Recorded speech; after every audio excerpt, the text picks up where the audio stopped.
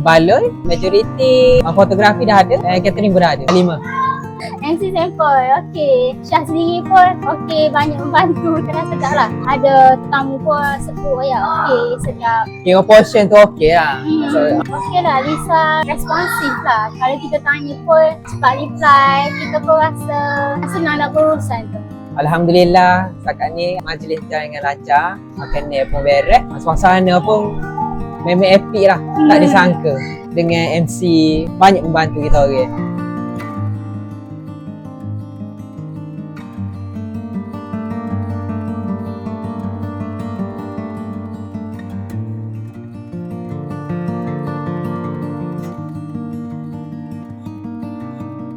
Untuk saya ni flow dia comel lah, boleh user friendly. Sebab untuk orang tak faham first time tu boleh nakak lah, mudah untuk faham. Flow semua okey, memang sangat teratur lah daripada pihak RJ.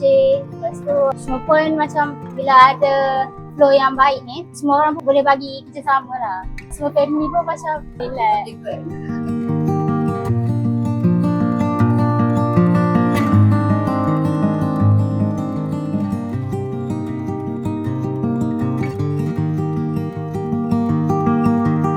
Orang ambil rumah berjamin ni sebab kita beda daerah-daerah mana. Lepas tu kalau nak buat rumah tu berapa ya kos. Biasanya rumah berjamin ni kat kos lah banyak. Daripada segi photoshoot, catering dengan penyediaan logis. Dekor okey, color tu pun macam Kena dengan apa kena yang lah pilih. dengan kita punya tayar hari ni. Untuk fasiliti ni memang pun rumah saya lah. Siap dengan dapur, bilik pun ada. Semua happy lah.